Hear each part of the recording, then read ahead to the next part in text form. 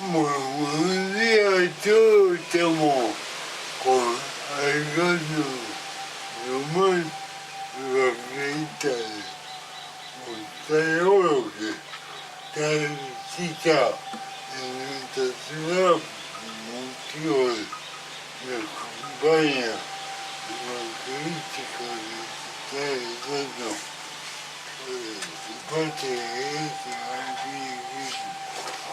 Buen día, Ale. Muchísimas gracias por visitarnos. Un gusto, Seba. Bueno, ¿cómo estás, Seba?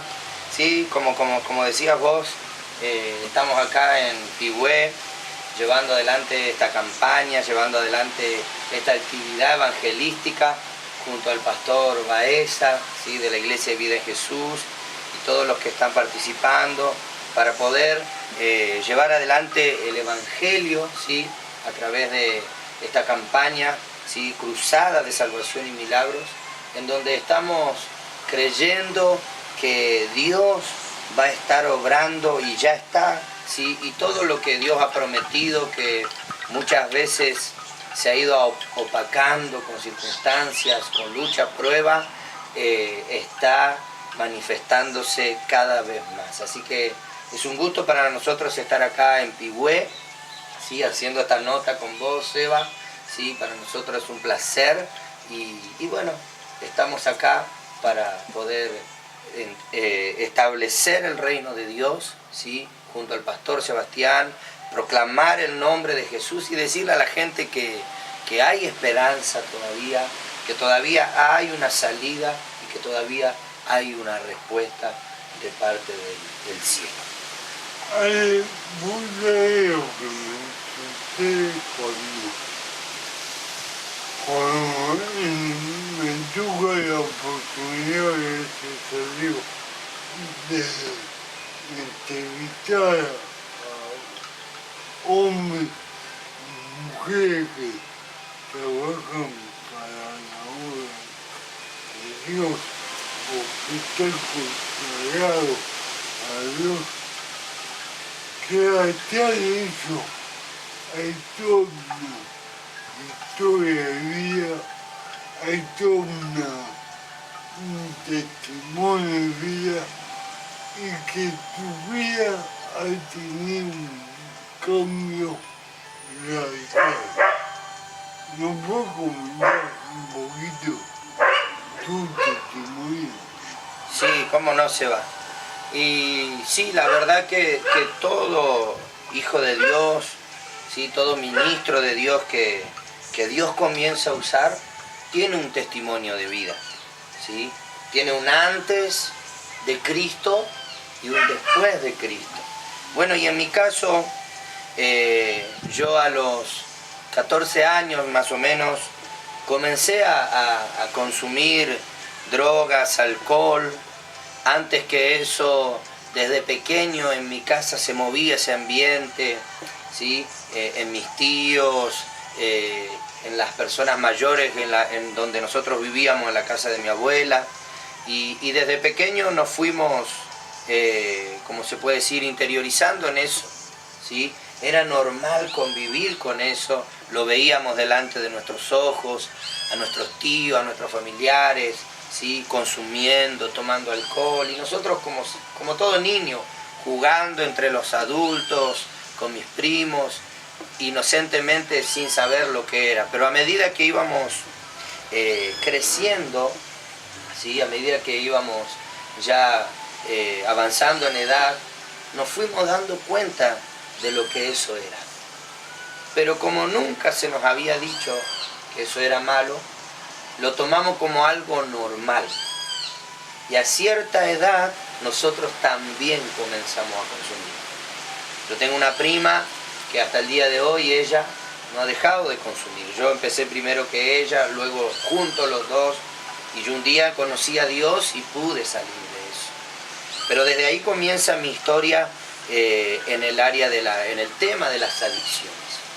Entonces era normal para nosotros, era normal para nosotros consumir droga, porque como en nuestra familia siempre lo hicieron, ¿sí?, delante de nosotros, no les importaba a los mayores que nosotros estuviéramos presentes, ¿sí?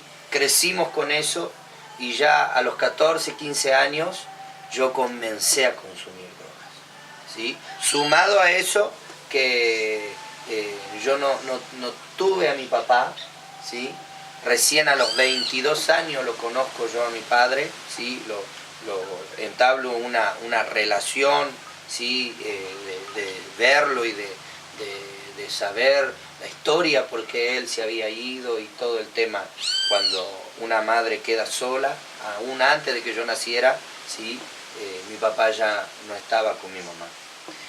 Y sumado a eso, bueno, uno comienza a querer tapar un vacío, comienza a querer tapar lo que ahí adentro está vacío, y lo queremos tapar con drogas, con alcohol, con noche, con amigos, con juntas, y todo eso cada vez te va llamando a más, porque en realidad no hay cantidad de droga, y no hay droga que alcance a llenar ese vacío, y eso acarrea a otra cosa, y así te lleva a otra cosa.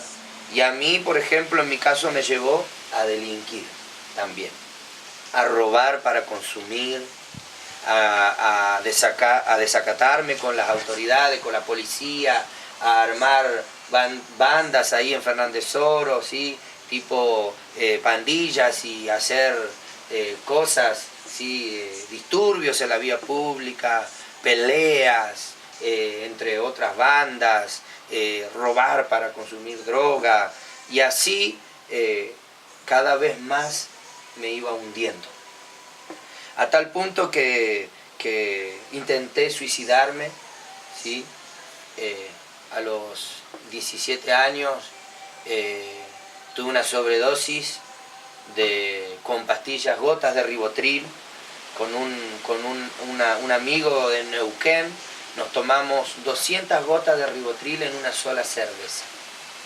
200 gotas ese día, no sabíamos lo que hacíamos, no estuvimos conscientes ni siquiera 5 minutos después de tomarnos esa cerveza, y yo despierto en un hospital, no me podían hacer racionar, tuvieron que hacerme lavado de estómago, y bueno, y ahí salió a luz, muchos no sabían que yo consumía a tal punto. Mi madre desesperada, familia desesperada. Pero ¿qué pasó después de eso? Seguí consumiendo. Después, a los 18 años, intenté suicidarme. Me encontró un tío en mi pieza, yo me estaba cortando las venas. Me sacó de ahí, me llevó al hospital de urgencia. Y bueno, y ahí estuvimos. También estuve al borde de la muerte, después accidentes por causa de la droga y un montón de cosas. Sé lo que es estar en el calabozo, sé lo que es caer preso, estar desesperado en una celda, ¿sí? Y que la policía te esté maltratando. Con razón, porque obviamente que uno se mandaba las macanas y bueno, era el merecido que estamos sufriendo. Y así fue mi vida antes de Cristo, ¿sí? Dejé los estudios, los trabajos que me daban, los perdía, le mentía a la gente que me quería, a los que me amaban, les fallaba, los engañaba, y así comencé cada vez a quedarme más solo. Solo porque yo quería y me aislaba, ¿sí? Y yo me aislaba y como te decía, la droga me llevaba a más y más estar solo, a más y más no querer saber nada con nadie, y aún conmigo mismo estaba enojado, ¿sí? Siempre atentaba contra mi vida. Y bueno, hasta que un día... ¿Por qué? ¿Por qué hacía eso? Y porque... ¿Por qué no te aceptabas a vos mismo, o es por tu historia familiar? Y era un poco de todo. Era porque, por eso mismo, la historia familiar, era también por el tema de que crecimos viendo eso. eso como que lo recibimos. El ejemplo es todo. El ejemplo de los mayores, ¿sí? Entonces, y uno lo comienza haciendo como diversión, ¿sí? Los chicos, los jóvenes, por salir un fin de semana, bueno, probá, no te va a pasar nada, y bueno, y es diversión, que en realidad es una falsa diversión, porque es una trampa de muerte, ¿sí? Y uno lo comienza a hacer por diversión y por no ser menos, y cuando me quise acordar, ya estaba en una adicción de la cual no podía salir. Era droga dependiente yo. Yo dependía de esa droga, dependía del consumo. Toda mi vida giraba en torno a eso. Si yo trabajaba, ese dinero era para ir a comprar. Todo. ¿Entendés? Entonces, y bueno, en el 2010, el 28 de agosto del 2010, a los 22 años,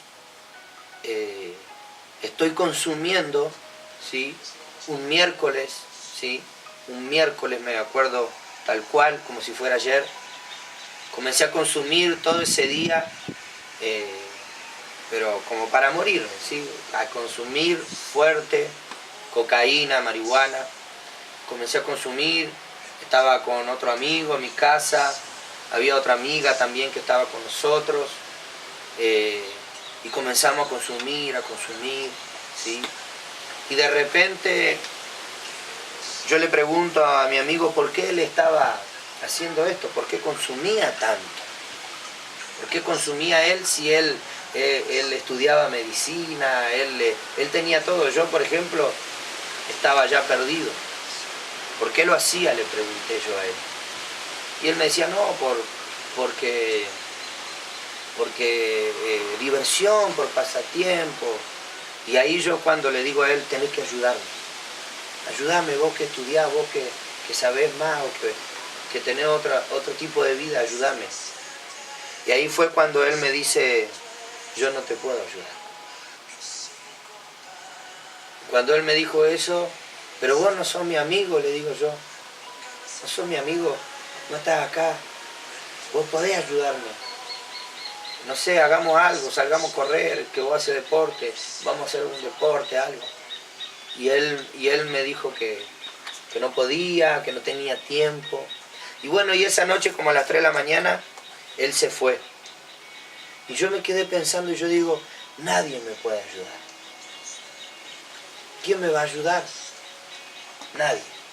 Y me acosté esa noche, comencé a pensar en mis hermanos más pequeños, menores que yo, y yo el mayor, y dando ese ejemplo, porque ellos ya sabían lo que yo hacía, aún eran chicos, pero igual ya se daban cuenta, las discusiones con mi mamá, y todos esos problemas que acarrea la droga.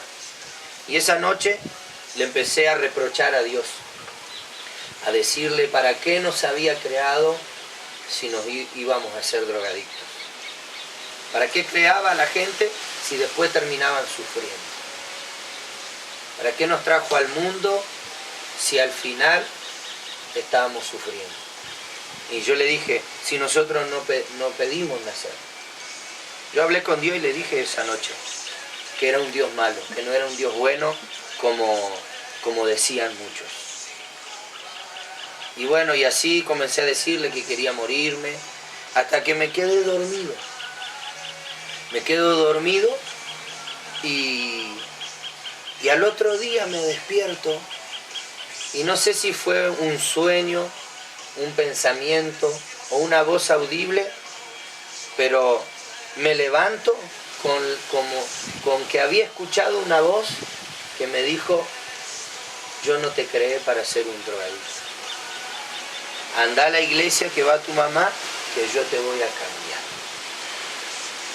Así que me desperté con eso y yo sabía que no era algo de mí, viste que uno a veces piensa muchas cosas y sabe cuando uno es algo que sale de uno, pero eso ya era más allá de mí, ahí entendí que esa misma noche yo hablé con Dios sin conocer a Dios como cualquier otro, se habla con Dios y le dice ¿por qué Dios? O ¿a dónde está Dios? ¿Sí? Y esa misma noche yo entendí que había sido la respuesta de Dios esa misma mañana. Así que agarré,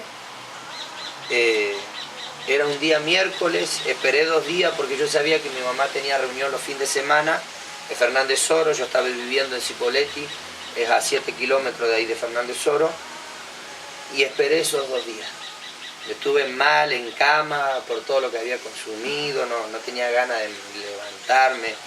Estuve acostado desde el miércoles hasta el sábado, me levantaba para el baño, no tenía ganas de comer, nada. Así que cuando llegó el sábado me preparé, como a esta hora salgo para la casa de mi mamá. Llegué a la casa de mi mamá, hablé con ella, cómo estaba, como una visita normal. Hasta ahí no le había dicho nada yo, que iba a ir que había ido a visitarla para ir a la iglesia con ella. Hasta ahí no le había dicho nada. Bueno, estuvimos ahí a la tarde compartiendo, hablando. Yo estuve con mi hermano más chico, que siempre fuimos muy cariñosos entre los dos por ser el menor. Y como a las 7:30, 8, mi mamá me dice: hijo, yo me voy a la reunión, tengo iglesia, espérame, y cuando yo vuelva, cenamos algo y te vas a tu casa. Y yo le digo: no mami, si yo vine porque voy a ir con vos a la iglesia. Porque Dios me dijo la otra noche que Él no me creó para ser un drogadicto, que me va a cambiar. Así que mi mamá contenta, se le llenaron los ojos de lágrimas, y en serio me dice: sí, le digo, voy con vos. Dios me dijo que me va a cambiar. Así que bueno, salimos en el auto, nos fuimos para la iglesia. En ese tiempo, te estoy hablando hace 9 años atrás, en el 2010, todavía era la iglesia chiquita de Vida Jesús, del pastor Fabio. Era una iglesia pequeña donde entraban 80, 70 personas más o menos. Y bueno, llegó la hora, llegamos a la iglesia. Apenas entro a la iglesia, ya me sentía raro, me sentía como que no era real lo que estaba pasando, ¿sí? Y de repente me llama el pastor porque mi mamá le dijo que yo había ido, y me lleva a la radio, a la oficina de la radio. Y el pastor me dice, me pregunta mi nombre, le digo: sí, soy Alejandro, el hijo de Fabiana, mi mamá. Y me dice: hace poco, no hace mucho, se soltó una palabra de acá de la iglesia, que hacia tu mamá, me dice, que lo que ella estaba pidiendo por su hijo venía en camino. Y ahora vos llegaste, Dios está cumpliendo. Y hay algo que él me dijo, me dice el pastor: siempre el hombre vale por su palabra.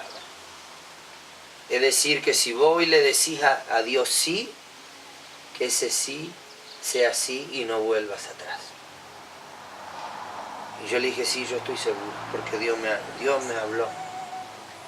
Dios fue a mi casa, no sé cómo fue, pero yo sé que fue la voz de Dios, que me dijo que hoy me va a cambiar. Que venga a la iglesia de mi mamá, que Él me va a cambiar.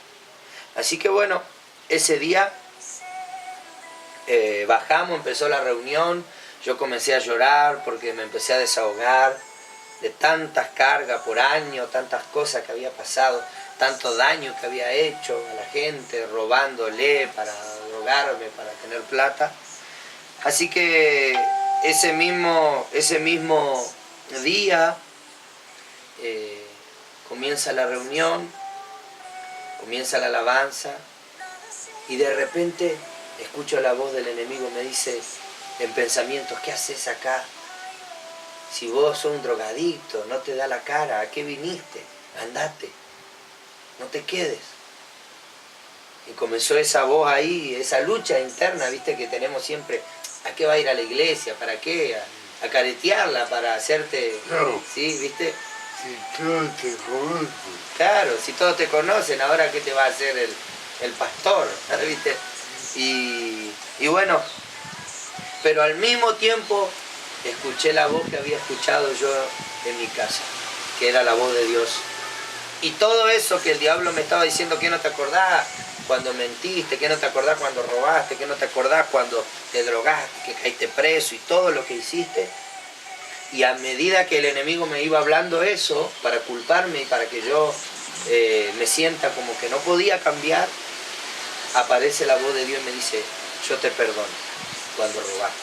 Yo te perdono todas las veces que te drogaste. Yo te perdono todas las veces que le fallaste a tu mamá, que le mentiste, que le fallaste a tanta gente, que hiciste daño, que robaste, que anduviste en pelea, que caíste preso. La voz de Dios me decía, yo te perdono, yo te perdono. Y ahí, cuando sentí esa voz, como que algo, una mochila salió de mí y me largué a llorar más fuerte y me entregué al Señor. El pastor hace el llamado, acepto a Cristo, ora por mí, caigo bajo la presencia del Espíritu Santo.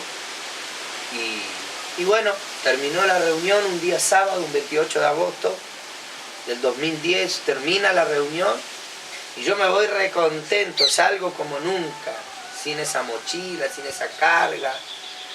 Íbamos con mi hermano más chiquito cantando una alabanza y yo le preguntaba cómo era y él me la enseñaba. Llegamos a la casa de mi mamá, cenamos y bueno, y yo me tenía que ir a mi casa. Me fui a mi casa y yo en el camino decía, bueno, mañana va a ser otra vez lo mismo. Yo ya me conocía, yo al otro día, yo decía, pero mañana ya me voy a estar drogando, voy a estar consumiendo, porque era así mi vida. Yo me levantaba a la mañana y antes de lavarme la cara o hacer algo, ya estaba consumiendo cocaína en el baño y después hacía toda mi vida el resto del día. Así que yo decía, bueno, fue un momento, qué lindo, pero ya sé lo que va a pasar. Como tantas veces que intenté cambiar y nunca pude, porque al otro día siempre volví a consumir.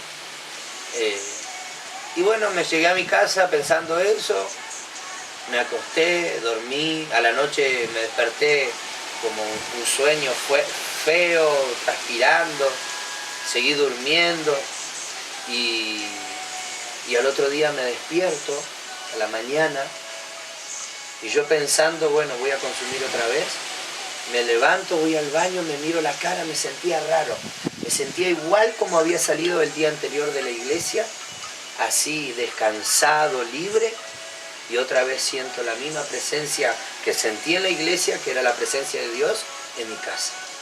Comencé a llorar otra vez. Y ahí le empecé a decir gracias a Dios, porque ahora sé que no soy más drogadicto.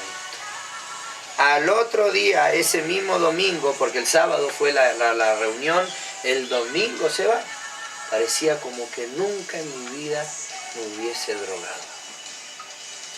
La sensación esa de que todo eso que había pasado anteriormente, nunca había pasado, solamente quedaban las imágenes y los recuerdos.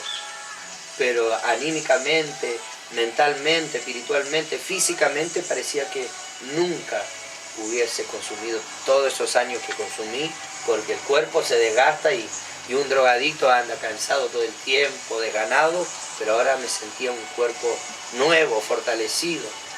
Y ahí entendí que Dios me había cambiado. Así que esa tarde me preparé y otra vez me fui a la reunión el domingo y hasta el día de hoy han pasado, ahora en agosto se van a cumplir 9 años. 9 años de haber... Para personas que no conocen, ¿no? ¿Qué es ser evangelista? ¿Qué es ser evangelista? Y bueno, ser evangelista en realidad primero viene qué es ser hijo de Dios o qué es ser cristiano. Porque primeramente uno se convierte en hijo de Dios, ¿sí? Y en un seguidor de Jesucristo. Y es ser evangelista, es ser alguien que va detrás de otras personas para que lo que uno vivió y lo que uno experimentó con Dios, los otros también lo puedan vivir. ¿Sí? Porque no solamente uno ha sufrido el tema de la droga, sino que también hemos sufrido el tema de la soledad, el tema de la falta de identidad y de tantas cosas. Y ahí uno entiende que hay otros que también están pasando por lo mismo. Y el evangelista va en busca de esa gente, ¿sí? y de otro tipo de casos también, para que puedan vivir la misma experiencia que uno vivió. El cambio que uno vivió, ellos también, ¿sí? El evangelista siempre va afuera de las cuatro paredes, ¿sí? Por las casas, por los hospitales, en el trabajo, en los colegios, las escuelas, ¿sí? Tratando de llegar a la gente, ¿sí? Con ese mensaje, ¿sí? De salvación, con ese mensaje de parte de Dios, para que puedan vivir, ¿sí? Ese cambio que uno también vivió de parte de Dios. Ya lo que yo experimenté por experimentar. Claro, ¿sí? Lo que yo experimenté, otro también lo puede experimentar, también lo puede vivir. ¿Por qué? Porque Dios no hace acepción de personas. Dios es el mismo para con todos. Y Dios ama a todos por igual. Lo mismo que puede hacer con un hombre grande, con ministerio grande, con cosas, bendiciones grandes, lo mismo lo puede hacer con otro que recién está empezando, ¿sí? Y ser evangelista es eso. Siempre el evangelista va enfocado a rescatar almas para Cristo, a rescatar gente, no importa el estado, la situación o la condición en la que se encuentre. El evangelista no discrimina, el evangelista no hace acepción de persona. Para él es lo mismo un rico, un pobre, para él es lo mismo un drogadicto, una prostituta. El evangelista sabe que esa persona necesita ayuda. Me diste pie para una pregunta, ¿no? Algo que estuvimos hablando ayer, y a mí me quedó dando vuelta en la cabeza. ¿Por qué en la iglesia hay discriminación? ¿Por qué en la iglesia hay discriminación? No estoy hablando, pues ayer hablamos del tema de la discapacidad, pero yo también lo veo en otras áreas de la vida. Quizás ni una persona con problemas de alcoholismo o drogadicción, o viene una prostituta, se mira feo de la niña al lado y siente propia iglesia. Claro. Y por ahí chocante, esa persona no tiene ganas de volver. Claro. Y es que a veces nosotros, los seres humanos, no miramos como Dios mira. ¿Sí? No miramos como Dios mira. Y entonces, ¿qué pasa? Cuando no miramos como Dios mira, pensamos, ¿qué le pasó? ¿Te acordás la historia de Samuel? Cuando Dios, ¿sí? Lo manda a Samuel, ¿sí? A elegir un rey para Israel. Y fue a los hijos, ¿sí? De tal hombre a elegir